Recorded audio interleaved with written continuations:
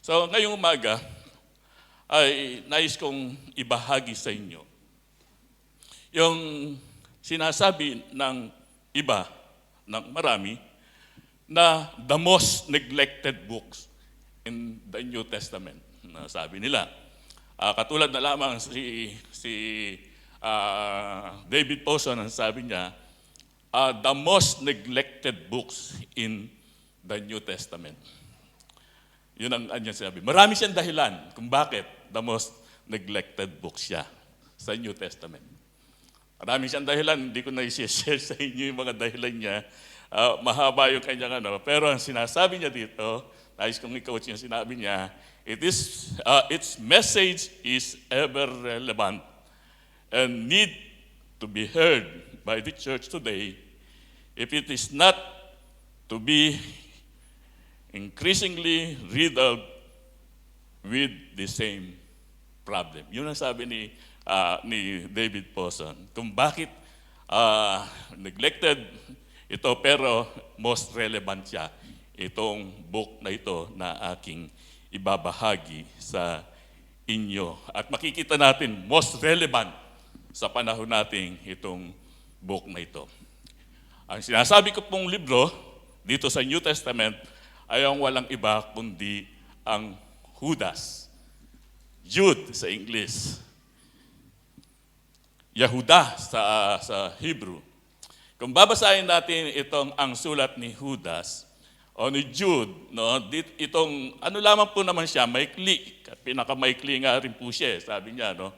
Pinakamaikling libro ng New Testament itong Judas, no, o Jude. Kung babasahin natin po ito, ay lang siguro, ilang minuto lang. Baka yung iba ay wala pang minuto na mababasa itong librong ito na sulat ni Jude, no, ni Judas. Kung titingnan natin, una, yung kanyang pagbati.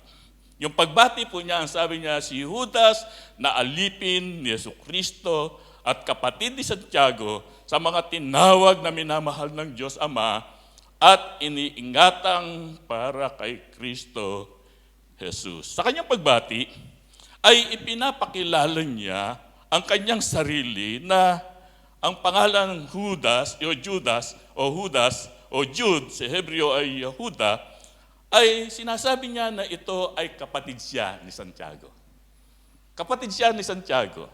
Kung titingnan naman natin sa Mateo chapter 13 verse 35, makikita natin doon yung mga magkakapatid, no? Yung mga magkakapatid na sinasabi dito sa Santiago, dito sa Matthew, ay ang sinasabi doon ng mga tao, ang ating Panginoong Jesucristo ay nagministeri siya, nangangaral siya, kinwestiyon kung paano nakakuha ng karunungan ng ating Panginoong Jesucristo habang siya ay nangangaral.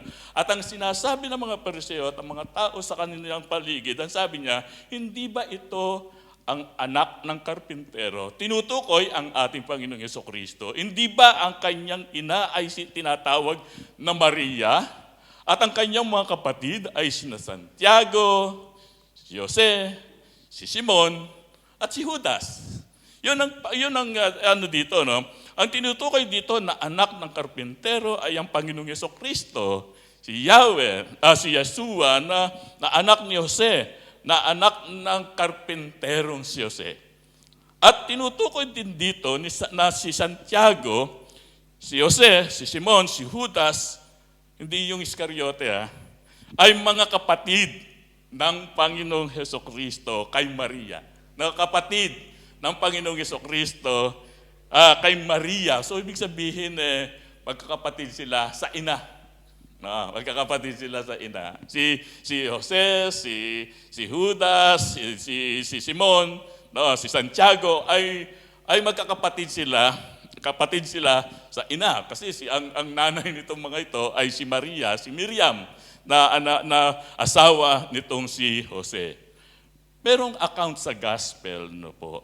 Particular dun sa John chapter 7 verse 1 to 9, itong magkakapatid na ito ay itinakwil at hindi sinampalatayanan o pinaniniwalaan ang Panginoong Yesus.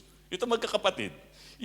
Kung babasahin natin yung John chapter 7, verse 1 to 9, makikita natin doon yung usapan nila.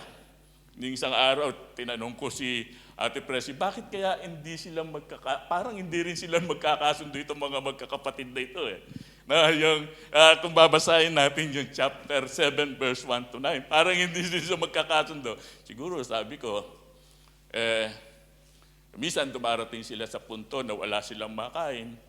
Sinisisi nila si Jesus, ang kanilang kapatid, sasabihin, nagpapakain ka ng libu-libong tao sa pamamagitan ng iilang tinapay, pagkatapos ikaw hindi makapagpakain, hindi ka makapaglagay ng tinapay dito sa ating mesa, baka ganun kakos kay Ate Presi ang pinag-uusapan nila. No?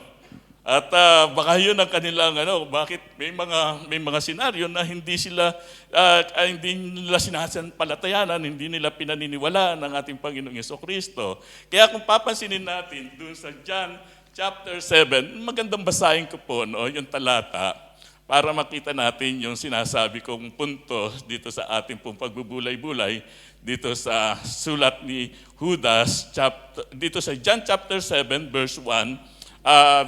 Verse 2 na po ang babasahin ko. Malapit na noon ang pista ng mga Hudyo, ang pista ng mga tabernakulo. Sinabi sa kanya ng kanyang mga kapatid, umalis ka rito at pumunta ka sa Judea upang makita ng iyong mga alagad ang iyong ginagawa, sapagkat walang taong nagnanais makilala ang gumagawa ng anumang bagay sa lihim, kundi ginagawa mo ito. Ang mga bagay na ito ay ipakilala mo ang iyong sarili sa sanlibutan. Alam niyo po ba kung bakit sinabi nito ng mga kapatid ng ating Panginoong Hesus, sila Santiago, sila Mateo, itong mga binanggit kong pangalan, Judas, Simon, ay kung bakit ito ay sinabi nila, ay pumunta ka doon sa pista ng tabernakulo, doon sa Jerusalem. Alam niyo ba, ang sinasabi niya dito, ng mga kapatid niya para mahayag na ikaw ang Mesaya. Ipakilala mo na kasi hindi ito dapat mong ilihim eh.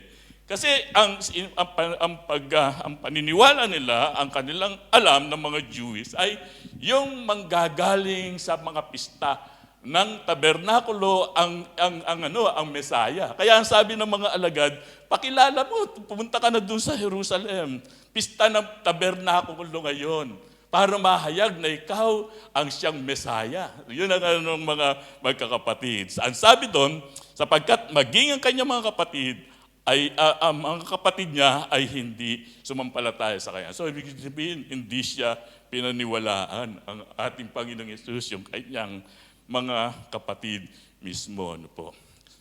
Sa sinabing ito ng kanyang mga kapatid, sa kanya ay upang ipakilala niya ang kanyang sarili na siya ay Mesaya. Kaya pumunta ka doon sa Jerusalem. Kasi sa panahon ng pista, doon mahahayag ang isang Mesaya na siyang pinapakita mo sa amin, na siyang sinasabi mo na ikaw ay Mesaya. Siguro ganun, no? Sinasabi niya sa mga kapatid niya, ako ay Mesaya. Maging yung Maria siguro, pinag-uusapan nila sa bahay na siya ang Mesaya. Kaya siguro sa pagkakataong ito, sinabi niya ng kanyang mga kapatid, punta ka sa Jerusalem para makilala ka na ikaw ay isang Mesaya. Pero pagdating doon sa verse 5, ang sa verse 5, sabi niya, sinabi ko na rin na maging ang kanyang mga kapatid ay hindi sila sumampalataya sa kanya. Si Judas, si Jude, ang sabi niya doon sa kanyang sulat dito sa Judas chapter 1, sa kanyang pagbati, ang sabi niya ni Judas na alipin ni Jesucristo. Sabi ni Santiago, sabi ni Judas sa kanyang sulat, sabi niya, si Judas na alipin ni Jesucristo. Hindi niya sinabi rito na kapatid ni Jesucristo. Kung hindi sabi niya, si Judas na kapatid ni Santiago na alipin ni Jesucristo. Pero pagdating din kay Santiago, na siyang sumulat din ng Santiago, ay sinabi rin ni Santiago yung salitang yun. Sabi niya, si Santiago na alipin ng Diyos at ng Panginoong Jesucristo, hindi nila pinakilala ang kanilang sarili na sila ay kapatid ng ating Panginoong Jesucristo. Hindi nila pinakilala. Hindi sinabi ni Judas na maging si James, maging si Santiago na aking kapatid o kapatid nila si Jesucristo. Kung hindi pinakita nila, ang sinabi ni Santiago, maging ni Judas, ang sabi niya, alipin ni Jesucristo. So ibig sabihin, kinikilala nila na si Jesus ay hindi nila kapatid, ay kinikilala nila si Jesus, hindi sa kapatid sa laman, no? Kundi bilang isang Kristo o bilang isang Mesaya. Yun ang nila, no? Kinilala nila ang Panginoong Jesucristo at bilang sila'y nagpasakop sa kanyang kapangyarihan na authority bilang Panginoon, Mesaya na tagapagligtas na mananakop at muling paririto. Ito ay kinilala nila o sinampalatayanan nila ang ating Panginoong Jesucristo nang siya ay mamatay at muling nabuhay sa ikatlong araw sa gitna ng mga patay. Itong mga magkakapatid na ito ay doon nila kinilala ang ating Panginoong Jesucristo. Doon sila sumampalataya. Kaya nasabi nila, ako'y alipin ni Kristo Jesus. Si Santiago at maging itong si Judas. Kaya nga, kung papansinin natin, may mga tala sa banal na kasulatan, lalo na sa aklat ng mga gawa, ay makikita natin na yung kanyang mga magkakapatid ng Panginoong Jesucristo sa laman, na hindi siya kinikilala noon, pagdating dito sa Acts, sa Gawa chapter 1, verse 14, ang sinasabi doon, sama-samang itinalaga ng lahat ng mga ito ang kanilang sarili para sa pananalangin kasama ng mga babae at si Maria at ina ni Jesus at ang kanyang mga kapatid. Tingnan niyo yan, no? Dito nila pinakita, no? Ang mga magkakapatid na ito, kapatid ni Santiago, kapatid ni Judas, at iba pang mga kapatid niya, na kapatid ng ating Panginoong Yesus, kay Maria, ay nagpakita na sila ay alipin ni Jesucristo bilang pagtanggap at pagkilala ng ating Panginoong Jesucristo ay Mesaya, namatay, inilibing, at muli siyang nabuhay. Sumampalataya sila. Doon pa lamang sila sumampalataya. Nang hindi pa siya namamatay, hindi pa nagaganap yung pagliligtas, ay hindi sila kumikilala sa Kanya.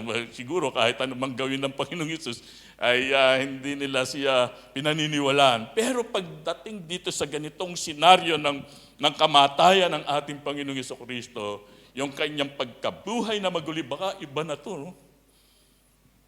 Hindi na ito biro, parang ganun. Hindi na ito, kundi ito'y isang katotohanan, ang pagkabuhay na maguli ang siyang nagdulot sa kanila ng pagsampalataya, pagtitiwala ng mga kapatid ng ating Panginoong Jesucristo. Minsan, kailangan pang may mamatay sa atin para tayo paniwalaan sa ating mga sinasabi. May mga ganun. Di ba? Pero ang ating Panginoong Jesucristo, ang kanyang mga alagad, ito yung kanilang karanasan, nanampalataya sila sa ating Panginoong Jesucristo bilang Mesaya na namatay, inilibing, at sa ikatlong araw ay muli siyang nabuhay. Kasi siguro ito'y pinatunayan nila ng ating Panginoong Jesucristo sa kanyang mga alagad, sa kanyang mga apostol, yung kanyang pagkabuhay na maguli kasama ng kanyang mga kapatid na si Judas, sa Santiago, si Simon, at iba pa sa kanila. Hindi lamang sumampalataya sila. Doon sa unang Korinto chapter 9 verse 5 ay makikita natin dito ang kabilang na sila doon sa mga apostol, no? Kabilang na sila na sa mga gawaing misyon. Ang katotohanan, si Judas ay sinugo siya bilang isang misyonary sa ibang lugar. Ibig sabihin, itong mga kapatid na ito ay hindi lamang basta sila sumampalataya, kung hindi inilagay nila ang kanilang mga sarili na sila ay alipin at tagapaglingkod ni Jesus, na sila ay gumanap ng kanilang mga gawaing pagmimisyon at pagbabahagi ng salita ng ating Panginoong Jesucristo sa lahat. Kaya doon sa Acts 15 verse 22, kasama si Judas sa mga isinugo sa mga gawain ng iglesia, lalo na sa gawaing misyon. Ang totoo, ang sabi ng mga pag-aaral, itong mga ito ay hindi lamang basta lamang mga misyonary, kung hindi sila ay maging mga leader doon sa Jerusalem, particular si Santiago. Dating hindi sila natutuwa kay Jesus, nang siya ay mabuhay na maguli, sumampalataya sila, nagpailalim sila sa otoridad ng ating Panginoong Jesucristo. Ang sabi nila, ako'y alipin ni Jesucristo. Ang sulat nito ni Judas ay walang direktang lugar kung kanino ipinadadala ito eh. Walang direktang lugar. Kung kanino ito naka-address, wala tayong makikitang lugar kung saan ito dadalhin yung kanyang sulat, di ba? Walang direktang lugar kung kanino ipadadala. At mystery siya, kung saan siya dadalhin yung kanyang sulat. Ang sabi ng iba, baka ito'y sa mga sa Palestina o sa Alexandria o sa Syria. Ang iba naman, ang sinasabi nila ay sa isang lugar doon sa Roman Empire. Kung babasahin natin, ang layunin ng sulat ni Judas ay makita natin upang himukin ang mga mananampalataya na ipaglaban ang kanilang pananampalataya na minsang ibinigay sa kanilang mga banal. Yun ang sinasabi doon sa verse 3. Sabi doon sa verse 3, mga minamahal, samantalang ako'y lubusang nagsisikap na sumulat sa inyo tungkol sa ating iisang kaligtasan, natagpuan kong kailangang sumulat upang himukin kayo na ipaglaban ang pananampalataya na minsang ibinigay sa mga banal. Ang layunin ni Judas kung bakit siya sumulat sa mga mananampalataya ay upang himukin sila, encourage sila na sila ay manindigan sa kanilang pananampalataya. Ang sabi nga dito, ipaglaban ang kanilang pananampalataya. Pananampalataya na minsang ibinigay sa mga banal. Kung ang pag-uusapan ng pananampalataya, ito ay tumutukoy sa paglalagak ng pagtitiwala sa isang tao. Di ba yun ang pananampalataya? Kung ang pag-uusapan naman ang pananampalataya natin sa ating Panginoong Hesus ay ibig sabihin, inilalagak natin ang ating buhay sa Kanya bilang tagapagligtas, bilang kaakibat sa Kanyang pagsunod sa Kanya, bilang sa Kanyang mga aral at mga utos. Yun ang pananampalataya. Dapat, ang sabi ni Santiago, dapat ipaglaban ninyo ang inyong pananampalataya na minsang ibinigay sa mga banal, sa mga mananampalataya. Dapat ipaglaban ito ng isang mananampalataya dahil ito'y minsan lamang nitong tinanggap. Minsan. Parang pagka nawala yung ating pananampalataya, wala na, no? Kasi may nawawalang kaligtasan, sinasabi. Sa talata pong ito, sa talatang 4, ang sabi doon, sapagkat may ilang taong nakapasok ng lihim at ang mga iyon ay matagal nang itinalaga sa kahatulang ito, mga hindi makadiyos, na sa kanilang at na kanilang pinalitan ng kahalayan ang biyaya ng ating Diyos. At itinatatwa ang kaisa-isa nating pinuno at Panginoon na si Jesucristo. Alam niyo, sa aking pagbabasa dito sa aklat na ito ni Judas, dito sa sulat ito ni Judas, sa aking pong pagbabasa ay wala akong nabasa na ang taong nakapasok ng lihim sa grupo ng mga mananampalataya ay nagturo sila ng maling katuruan. Wala. Hindi katulad sa iba, no? Sa ibang sulat. Halimbawa ni Apostol Pablo, may mga sinasabi sila na sila'y nagtuturo ng mga kamaliang turo. Pero dito sa Judas ay wala kang mababasa na sinasabi itong si Judas na yung mga nakapasok na mga tao doon sa kanilang kapulungan bilang mga mananampalataya ay nagturo sila ng mga kamalian. Wala po. Wala silang tinuro. Hindi sila nangaral. Yung mga taong sinasabi ni Judas dito sa verse 4, na sabi niya, may ilang taong nakapasok ng lihim.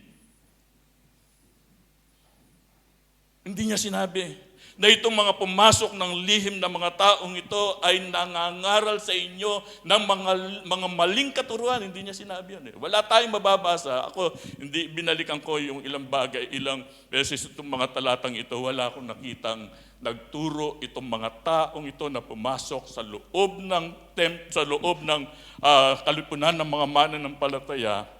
Wala silang itinurong mga mali. Hindi sila nag-aaral. Hindi sila nagturo. Hindi katulad sa ibang mga aklat ng Biblia. Sinasabi doon, nagkunwari silang mga mangangaral. Talagang nagturo naman talaga sila ng mga katuruan na labag sa mga katuruan na itinuturo ng mga apostol. Pero ito, hindi binabanggit, walang sabi si Judas na nangaral itong mga taong ito ng mga maling turo. Para sa mga mananampalataya, para sila'y mga ligaw. Kaya dapat nilang ipagtanggol ang kanilang pananampalataya na minsan nilang tinanggap. Wala tayong mababasa dito na sila ay nagturo ng mga maling katuruan. Alam niyo ba kung ano?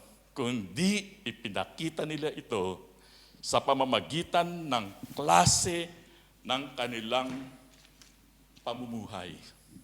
Klase ng pamumuhay. Mas madali yata makakonvince, no? Ang papakita mo ang mensahe sa pamamagitan ng aksyon, ng gawa, di ba? Kesa sa pamamagitan ng pangangaral at pagtuturo. Pero si Jude, ayun ang nakita niya, no? Yun ang nakita niya, hindi nila itinuro ang mga maling aral sa mga mananampalataya na kanyang sinusulatan, kundi ipinakita ng mga taong ito ang klase ng kanilang pamumuhay. Ang klase ng kanilang pamumuhay. Itong klase ng pamumuhay na ito ay sapat na para ang mga mananampalataya ay manghaligaw at manghalayo sa kanilang pagkatawag, sa kanilang pananampalataya bilang mga banal. Sapat na yung mga pinapakita ng mga taong ito na sila ay namumuhay, hindi sa pamamagitan ng kanilang pangangaral at kanilang pagtuturo, kundi sa pamamagitan ng mga klase ng buhay nila. Hindi sa pamamagitan ng klase ng kanilang mga inaaral. Kaya sabi ni Judas dito sa verse 4, sabi niya, sapagkat may ilang tao na nakapasok ng lihim. Ang mga iyon ay matagal nang itinalaga sa kahatulang ito, mga hindi makadiyos. Yun ang kanya sinasabi, na ang mga taong ito ay hindi sila mga makadiyos eh. Wala silang Diyos sa katawan. Na yung kanilang klase ng pamumuhay nila ay hindi makadiyos. Dapat na-identify ninyo yan bilang mga mananampalataya. Sabi niya, marahil sabi ni Judas, dapat nakikita nyo kung anong klaseng pamumuhay ng mga taong ito sa pamumuhay ninyo bilang mga banal. Namumuhay silang hindi makadiyos, wala silang pananampalataya. Kaya papansinin natin, no? Isang halimbawa na binanggit dito sa verse 5, pinakita naman dito na isang bayan, ang sabi ni Judas, isang bayang minsan iniligtas ng Panginoon, ang isang bayang mula sa lupain ng Hipo, pagkatapos ay nilipol niya ang mga hindi sumasampalataya. Si Judas, pinakikita niya ito no? Itong mga taong ito na hindi mga mananampalataya, hindi namumuhay na may takot sa Diyos at walang pananampalataya sa Diyos, ay meron silang kahihinatnan. Meron silang kinahihinatnan. Katulad ng mga tao doon sa pagkalipol na marami mga Israelita doon sa ilang. Noon sila nga ay linigtas ng Diyos doon sa pagkakaalipin sa Ehipto, como wala silang pananampalataya, namuhay silang hindi makadiyos, ay sila ay nalipol lahat doon sa wilderness. Iniligtas nga sila physical, pero pagdating doon sa wilderness, dahil nanatili silang namuhay bilang hindi makadiyos, hindi sumasampalataya kay Yahweh, sila ay nilipol. Alam niyo, isa pang bagay na pinapakita na mga taong ito na pumasok ng lihim sa kalipunan ng mga mananampalataya, na dapat maging aware ang mga mananampalataya, hindi lamang sa kanilang namumuhay, doon sa mga namumuhay na hindi makadiyos. Kundi pansinin ninyo, doon sa verse 3, ang sabi niya ni Juda, sabi niya, na dito, verse 4, mga hindi makadiyos na kanilang pinalitan ng kahalayan ang biyaya ng ating Diyos. Yung ano na yun, no? Halimbawa, pinapakita ng mga taong ito na pumasok sa kalipunan ng mga mananampalataya, pinalitan nila yung biyaya ng Diyos ng kahalayan. Biyaya. Pinalitan ng kahalayan. Ano yung biyaya? Pagka pinag-uusapan natin ay biyaya, ay yung tinatanggap natin. Saganang buhay, magandang trabaho, magandang tahanan. Lahat ng ito ay biyaya ng Diyos sa akin. Pero yung biyaya ng buhay, paano nila ipinapakita ng mga taong ito na kanilang binaligtad sa kahalayan ang biyaya ng buhay?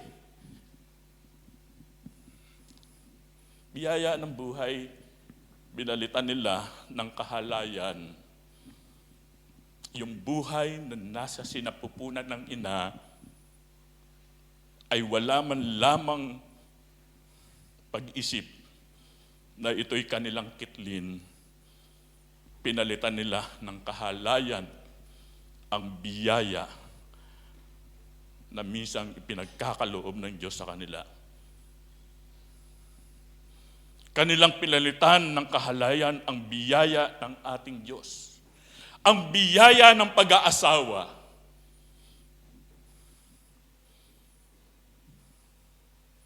Pinalitan nila ng kahalayan.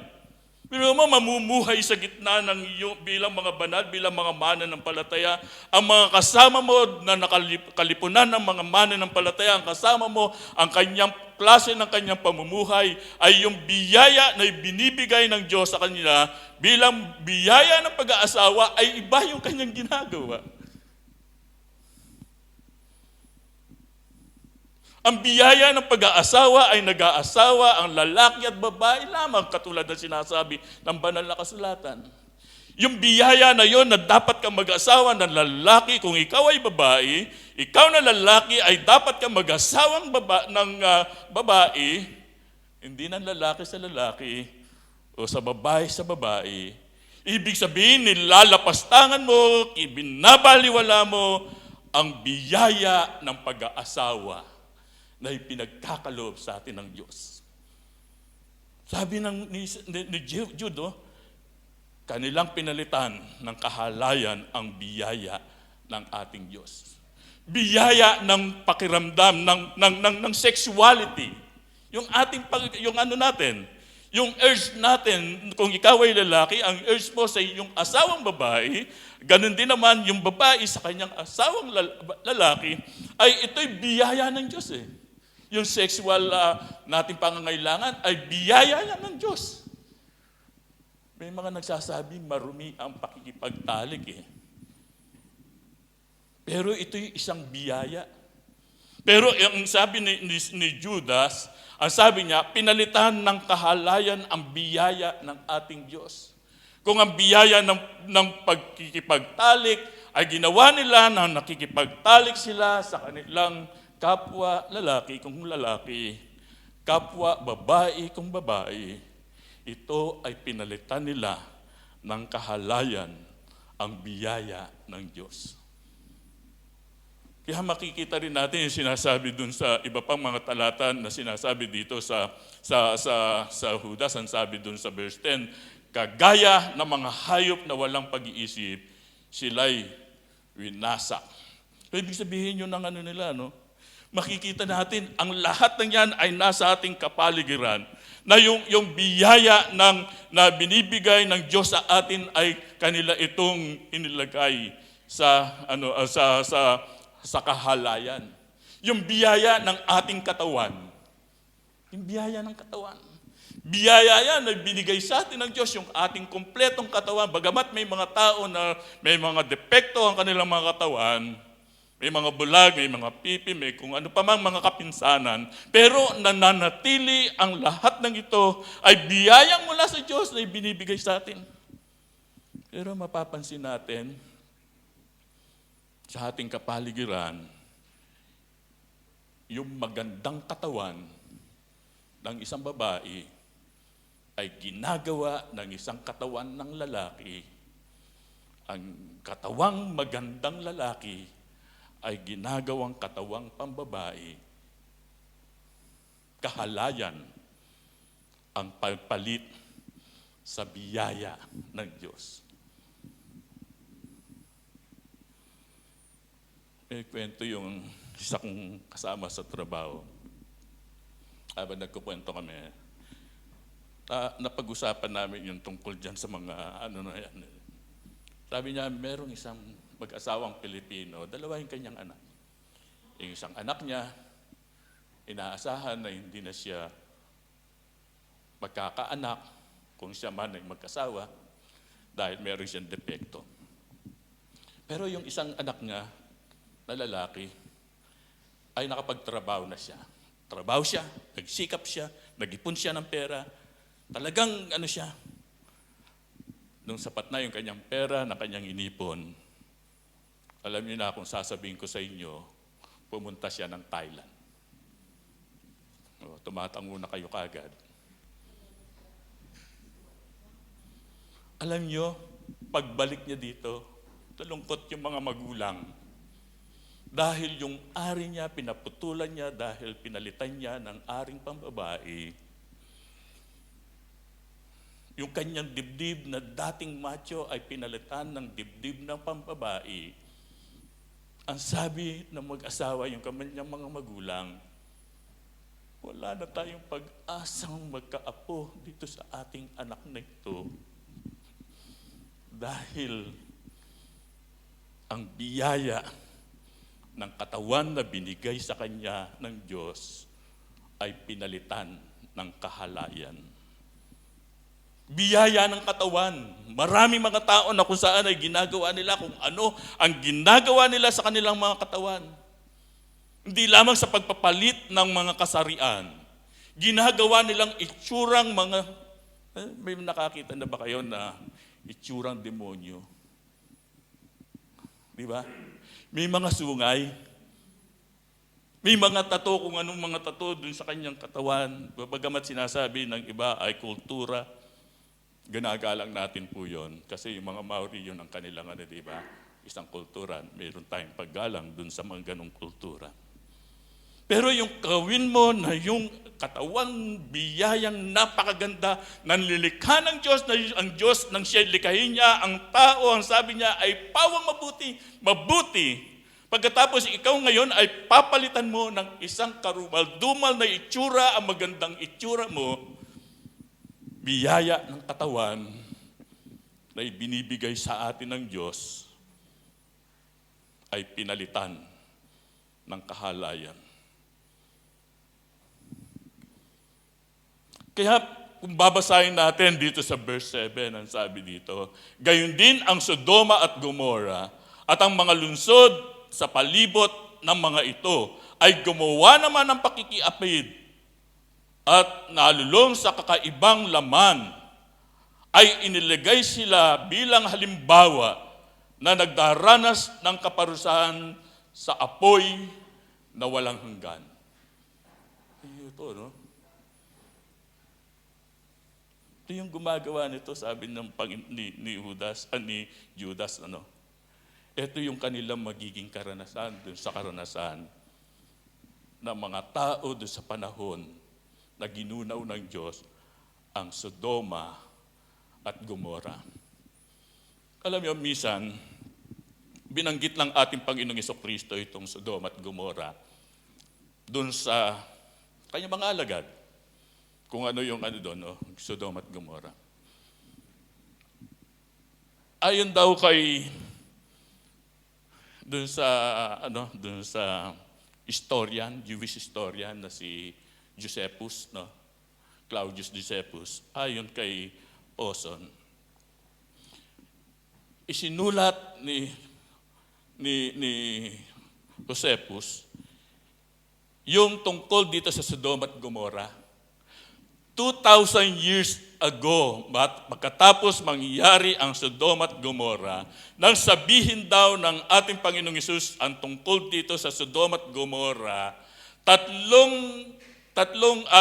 minutes na lakad ay natatanaw pa nila yung usok dun sa Sodoma at Gomora. Yung usok dun sa Sodoma at Gomora. Walang hanggan, kumbaga, yung kanyang pagkakalipol sa kanila doon sa Sodoma at Gomora. Pero mo, 1,000 years na ang nakalilipas. Ay meron pang usok na nakikita at naitala itong si Josephus sa kanyang kasaysayang isinusulat bilang isang doon sa kanyang kapanahunan. Yung ano na yon. Ito yung pinapakita doon sa mga tao na ni Judas na yung tutularan sila. Tutularan niyo ba itong mga ito? Kung sila ay hindi maka-Diyos, ito yung kanilang mararanasan. Kung sila ay babaliktarin nila ang biyaya na binibigay sa kanila ng Diyos, ito yung kanilang mararanasan. Pagkatapos sila yung magiging halimbawa natin, tutularan natin sila. Kaya nga dapat lamang ang sabi ni Judas, dapat ninyong ipaglaban ang inyong pananampalataya. Ang pananampalatayang ito ay nakapaligid ang iba't ibang klase na magdudulot sa atin ang pagkabagsak ng ating pananampalataya kasi nandiyan sila kahit hanggang sa panahon natin. Naririyan sila.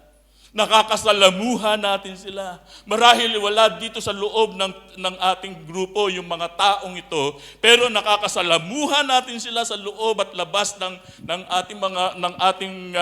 ating ginagalawan o ng ating mga trabaho marahil. Kaya dapat sabi ni Judas, ipaglaban ninyo ang inyong pananampalataya. At ang isa pa, sabi dito, itinatwa nila ang kaisa-isa nating pinuno, ang ating Panginoong Hesus, ang ating Panginoon na si Jesucristo. Tinatwa nila ito. Yung kanilang pagtitiwala, yung ating paniniwala, ang ating pananampalataya na si Jesus, siya ang daan, buhay at katotohanan, at pinapakita ng mga taong ito, si Jesus ay hindi siya yung buhay, daan, buhay at katotohanan. Pinapakita nila na si Jesus, na yung daan tungo sa kaligtasan ay maraming daan. Maraming daan. Hindi nila sinasabi ito at hindi nila ito'y tinuturo at iniaaral. Kundi ito'y isinasabuhay nila. Namumuhay silang walang Kristo. Namumuhay silang walang Panginoon. Sabi niya po ni Judas, ipaglaban ninyo ang inyong pananampalataya. Marami pa mga halimbawang binanggit itong si Judas dito sa kanyang sulat. Binanggit itong si Cain, binanggit ito si Balaam, binanggit ito si Korah, binanggit ito si Enoch, si Adam. Lahat ng ito ay binanggit doon sa lumang tipan, except yata doon sa Enoch. Na mababasa natin sa apocryphal books na hindi mababasa sa Biblia ng mga Kristiyano. Na ang lahat ng ito ay naging na hindi sila sumunod, katulad na lamang ni Balaam. Si Cain na pinatay niya ang kanyang sariling kapatid, yung kanyang pagpatay sa kanyang sariling kapatid. Narampan sa ating panahon ng pagpatay, parang wala nang kwenta yung tao, yung buhay ng tao. Na sila ay kitlin kung kitlin, patayin kung patayin. Nakikita natin ng lahat ng ito, yung Korah na nagrebelde kay Moses. Tinipon niya ang kanyang buong pamilya para salansangin ang pamamahala ni Moses. At sa loob ng kanilang pinakita ni Moses sa kanya, kay Korah, kung hindi ka mamamatay ngayon, kasama na ng iyong sambahayan, ay hindi ako sinugo sa iyo ni Yahweh. Pero namatay ang halos 200 tao na kanyang pamilya nitong Korah sa pamamagitan ng pagbuka ng lupa at sila'y kinain na lahat.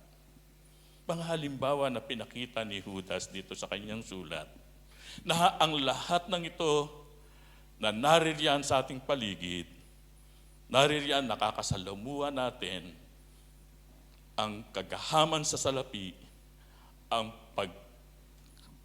pagkagalit sa kapwa, ang iba't iba pang kalaswaan at karumal-dumal sa paningin ng Diyos ay naririyaan sa ating kapaligiran, ay dapat nating ipaglaban ang ating pananampalataya. Sa anong paraan? Sa anong paraan? Ipaglaban natin ang ating pananampalataya. Ang sabi dito sa verse 17, ngunit kayo, mga minamahal, alalahanin ninyo ang mga salitang sinabi noong una ng mga apostol ng ating Panginoong Jesucristo. Alalahanin ninyo ang mga sinabi ng mga apostol. Maraming sinabi ang mga apostol na mga aral. Hindi ko na po naitala yung mga binusan ko kasi dun sa yung libro na binigay sa akin ni Janet na tungkol kay libro ni John MacArthur. Marami siyang binanggit doon yung mga aral ng mga apostol na sinabi. Hindi ko na siya pag-aralan na lang natin siguro na personal. Ang sabi ni Judas, ngunit kayo mga minamahal, alalahanin ninyo ang mga salitang sinabi noong una ng mga apostol ng ating Panginoong Jesucristo. Yung mga pananampalataya, yung mga turo nila na manatili sila sa pananampalataya, kung paano sila iniligtas, kung paano sila mamumuhay sa kabanalan, ang lahat ng yun ay turo ng mga apostol. Alalahanin ninyo ito, sabi niya. Balikan ninyo yung mga aral kung paano kayo inaaral. Nakabaligtaran doon sa pamumuhay ng mga taong ito na nakapasok sa inyong grupo bilang mga mananampalataya. Alalahanin ninyo yung kanilang pamumuhay na hindi sila makadiyos. Ang sinasabi ng mga apostol, mamuhay tayo na may kabanalan at mamuhay tayo bilang mga makadiyos at iniligtas ng ating Panginoong Jesucristo. Yun ang sinasabi. Sapagkat sinabi nila sa inyo, magkaroon ng mga manliliba sa uling panahon na lumalakad ayon sa kanilang sariling masasamang pagnanasa. Dito makikita naman natin yung sinasabi ni Judas na dapat ninyong ipaglaban ang inyong pananampalataya kasi magkakaroon na sabi niya ng mga manlilibak Pagkatapos sinabi niya sa verse 19, ang mga ito ang lumikha ng pagkakabahabahagi, mga taong makamundo na ang hindi nagtataglay ng Espiritu. Ngunit kayo, mga minamahal, patatagin ninyo ang inyong sarili sa inyong kabanal-banalang pananampalataya, manalangin kayo sa Espiritu Santo. Yun ang payo nitong si Judas para mapaglabanan natin ang pananampalataya, ipagtanggol natin ang ating pananampalataya. Sabi niya, mamuhay kayo sa sarili ninyong kabanalan. Yung kabanalan ay sinakbat sa atin. Yun ang panlaban dito sa mga taong ito na nasa ating kapaligiran. Ingatan ninyo ang inyong sarili, ang sabi niya, sa pag-ibig sa Diyos na inyong hintayin ang habag ng ating Panginoong Jesucristo. Ibig sabihin yung kanyang pagdating ng ating Panginoong Jesus, hintayin ninyo, sabi niya. Ito kasi itong paghihintay sa muling pagparito ng ating Panginoong Jesucristo. Kung aware ang bawat isa sa atin na tayo naghihintay, ay nagbibigay ito sa atin ng kalakasan ng ating pananampalataya. Naaaliw tayo. Minsan nasasabi ko, tulad ng isang araw, isang gabi, sabi ko kay Ate Precious, sana dumating na ang Panginoon. Kasi sabi niya kasi, ang dami na nangyayari sa sa buhay natin, ang dami na nangyayari sa ating kapaligiran. Oo nga, sabi ko, sana tumating ng Panginoon, baka wala siyang madatnan na mana ng palataya, baka maubos nila. Ingatan ninyo ang inyong sarili sa pag-ibig ng Diyos, na inyong intayin ang habag ng ating Panginoong Jesucristo tungo sa buhay na walang hanggan. At ang ibang nag-aalinlangan ay inyong kahabagan. Tingnan niyo dito, no? Meron siyang paalala itong si Judas na merong mga nanghihina, di ba? Merong mga namumuhay sa kahinaan ang mga mananampalataya na tulungan natin sila, kahabagan natin sila, bigyan natin sila ng lakas. Yun din naman ang sinasabi ni Apostol Pablo sa mga mananampalataya sa Corinto, marahil.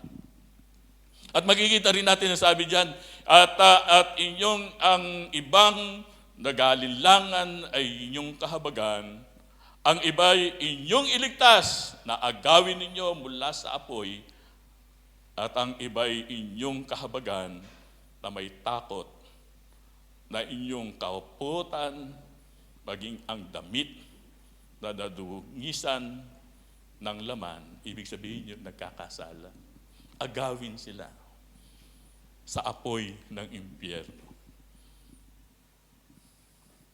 Ang kapatid, ang basbas ng pagpapala ni Judas sa mga mananampalataya na kanyang sinusulatan ay ganito ang kanyang sinasabi.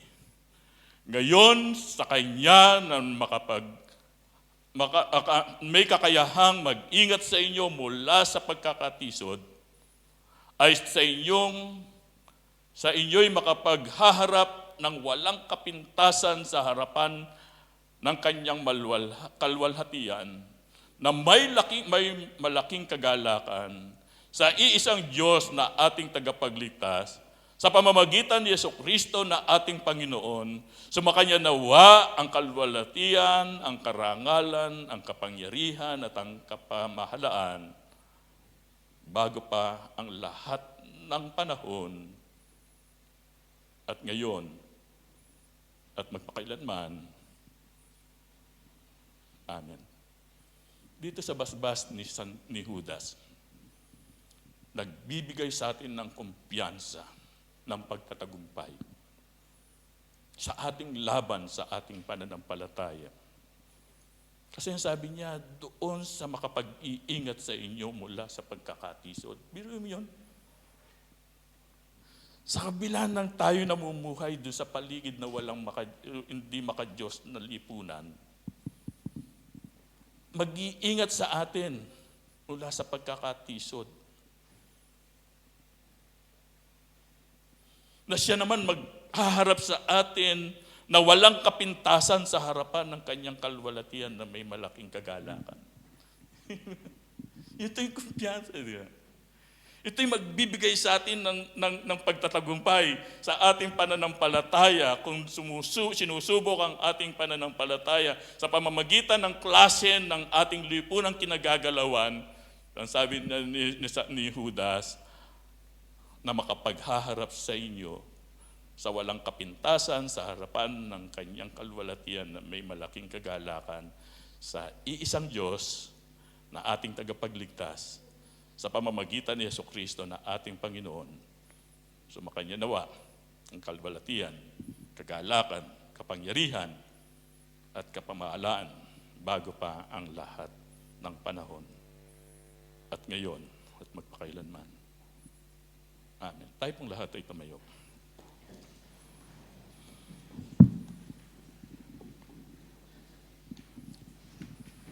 Tayo po'y manalangin. Ama naming Diyos na makapangyarihan sa lahat. Pinupuri ka namin, pinasasalamatan ka namin ngayong sandaling ito. Na minsan pa, O Diyos, ay nagpunlakan ng binhi ng iyong mga salita sa puso ng bawat isa sa amin. Na sa pamamagitan ng iyong lingkod, na si Judas, na sumulat ng isang sulat para sa amin na rin kung paano naming ipaglaban ang aming pananampalataya, minsan naming itong tinanggap. Dakilang Diyos, ang aming paligid, ang aming panahon ay masalimuot. Maraming nagaganap. Maraming nangyayari. Hindi lamang sa aming bansa o dito sa lugar na ito, kundi sa iba pang mga bansa. Na ang lahat ng ito, kung aming itong titignan, ay nakapanlulumo sa aming pananampalataya. Subalit dahil sa iyong mga salita, na isinulat nito ni Judas, dinadala kami na dapat kaming magpakatatag. Balikan ang mga aral ng iyong mga apostol, manalangin sa Espiritu, mamuhay sa kabanalan, sa pag-ibig ng Diyos na siyang amin ay naranasan. Dakilang Diyos, ang lahat ng ito ay amin dinadalangin sa iyo. Sa pangalan ni Jesus, Amen.